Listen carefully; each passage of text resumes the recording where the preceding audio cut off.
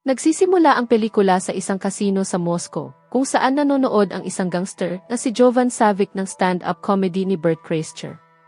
Sa kanyang palabas, ikinukwento ni Bert ang tanyag niyang E-Machine story, kung saan minsan siyang nasangkot sa Russian mafia noong siya ay nasa kolehiyo pa. Iginiit ng gangster na may bagay si Bert na pag-aari niya, at nagsimula na siyang maghanda para habulin ito. Ipinakita sa credits ang naging tagumpay ni Bert matapos ang kanyang sikat na kwento. Ngunit hindi ganoon kadali ang kanyang personal na buhay.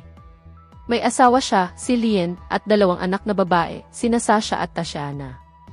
Dumadaan sila sa therapy dahil iniisip ni Bert na mahirap pakisamahan ang kanyang pamilya, samantalang may mga sama rin ang loob sa kanya ang mga anak. Isa na rito ang insidente nang i-livestream niya ang pagkakaaresto kay Sasha, matapos siyang sunduin nito dahil nalasing siya. Nagdaos ng birthday party ang pamilya Kreischer para kay Sasha, ngunit hindi siya masaya dahil ang gusto lang niya ay maliit na salu-salo kasama ang mga kaibigan, samantalang inimbitahan ni Bert ang mga kakilala niya.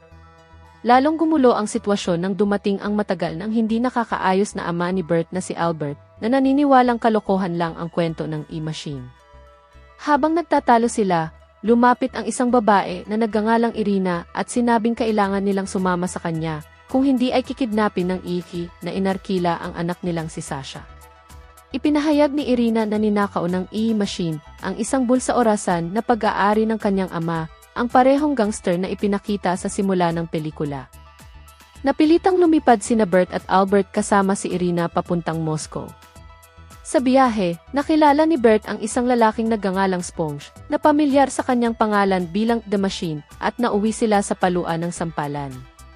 Pagkatapos, ipinakita ang isang flashback noong 1979 kung saan si Young Bert ay nasa kolehiyo at sumama sa isang school trip kasama ng mga kaklase niya. Doon, ipinakilala ng kanilang guro ang isang banditi na si Igor, na isinama si Bert sa pagnanakaw ng tren. Dahil limitado ang alam ni Bert sa wikang Ruso, nagkaroon ng maling akala ang mga ito na isa siyang alamat na Amerikano na tinatawag na The Machine. Napatawa niya ang mga ito sa pamamagitan ng pagbanggit ng mga sikat na linya mula sa American pop culture, tulad ng mga pelikula ni Austin Powers at Beavis and Butthead. Sa huli, pati ilang kaklase ni Bert ang ninakawan nila, kabilang ang matalik niyang kaibigan na si Ashley, na tuluyang nawala ang respeto sa kanya matapos ang pangyayaring iyon.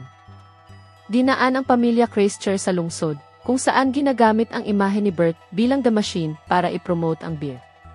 Dinala sila sa isang bangko at doon nila nakilala ang kapatid ni Irina na si Vanya, na nakikipag-agawan sa kapatid niya para sa kontrol ng kanilang negosyo.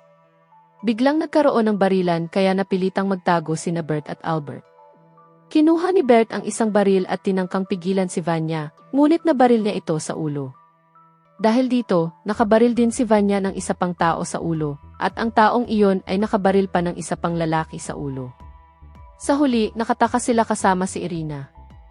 Lahat sila ay nauwi sa parehong tren na minsang ninakawan ni Bert, kung saan natagpuan nila ang isang taong inaakala nilang si Igor at hawak niya ang bulsang relo. Inanyayahan ng mga gangster si Bert na uminom upang muling maging The Machine, ngunit tumanggi siya. Nagkaroon ng marahas na tagpo ng pagtaksilan ni Sponge si Irina at barilin ito palabas ng tren. Samantala, itinulak naman ni Albert si Bert para mailigtas ang anak, habang siya naman ang nadakip ng mga gangster. Nahanap si Bert ng totoong Igor at dinala siya sa bahay nito, kasama ang pamilya, kung saan nakita rin nilang buhay pa si Irina. Tinalikuran na ni Igor ang buhay kriminal at namuhay ng tahimik, at nasa kanya rin ang bulsang orasan. Bert at Irina ay kinuha ang bulsang orasan at nagtungo para iligtas si Albert, na bangag sa droga at hawak ng kapatid ni Irina na si Alexei. Habang muling nagkakagulo at putukan, iniabot ni Albert kay Bert ang isang bote ng vodka para muling maging The Machine. Ininom ito ni Bert ng buo at nakipagsagupaan sa iba pang mga gangster. Sinaksak ni Albert si Alexei sa dibdib bago nakipaglaban si Bert sa gangster na Ruso nang nakahubad ang pang-itaas.